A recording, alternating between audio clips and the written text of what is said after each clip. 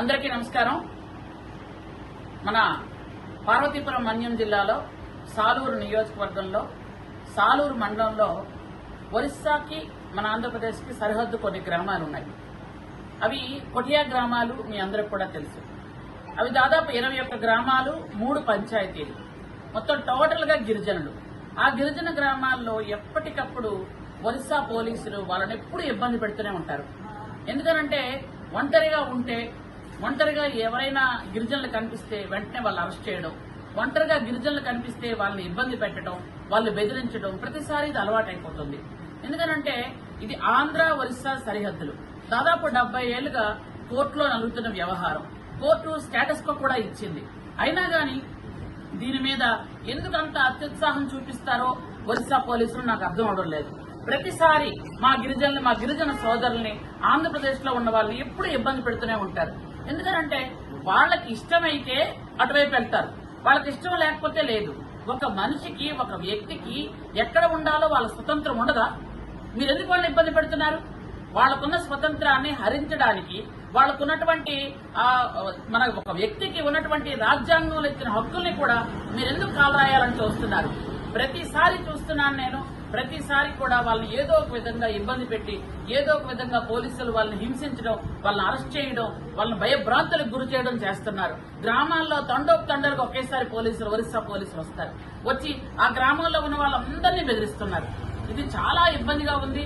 మాకు ఈ పట్టు చెన్నూరు, పగులు చెన్నూరు వీళ్ళందరూ కూడా ఎంత ఇబ్బంది పడుతున్నారంటే 21 గ్రామాలు కూడా ప్రతిసారి నా దగ్గరకు వచ్చి ఆ సోదరిమణులు అందరూ కూడా చాలా ఇబ్బంది పడుతున్నారు. ఇప్పుడు వాళ్ళు చేసిన తప్పేమీ లేదు. వాళ్ళు ఏంటంటే జనాభా లెక్కలకి వాళ్ళకి సహకరించట్లేదు అంటున్నారు. ఎందుకు సహకరించాలి? ఇది ఆంధ్రప్రదేశ్ లో జనాభా చేసుకుంటున్నాం మనం. ఆంధ్రప్రదేశ్ లో ఎన్యూమరేషన్ జరుగుతుంది. ఆంధ్రప్రదేశ్ లో వాళ్ళు ఓటర్లుగా ఉండాలి అనుకుంటున్నారు. ఆంధ్రప్రదేశ్ జనాభాలో ఒక మనిషిగా ఉండాలనుకుంటున్నారు. మీకెందుకు వాళ్ళు సహకరించాలి? ఒరిస్సాకు వాళ్ళు రామంటున్నారు. రాము అన్నప్పుడు మీరు ఎందుకు ఇబ్బంది పెడుతున్నారు? అది ఒరిజినల్ గా 21 గ్రామాలు ఆంధ్రప్రదేశ్ లో ఉన్న గ్రామాలు. అవి సాలూరు నియోజకవర్గంలో సాలూరు మండలంలో ఉన్న గ్రామాలని. ఆ గ్రామాల ప్రజల్ని మీరు కావాలని గిరిజనులు అమాయకులు అని వాళ్ళని భయభ్రాంతులు చేయడానికి ప్రయత్నం చేస్తున్నారు. ఇది ఎంత మాత్రం సహించాల్సిన విషయం కాదు. ఈ విషయం మొత్తం ముఖ్యమంత్రి గారి దృష్టికి తీసుకువెళ్తున్నాం. ఖచ్చితంగా దీని మీద కఠినంగా ఉండాల్సిన అవసరం కూడా ఉంది.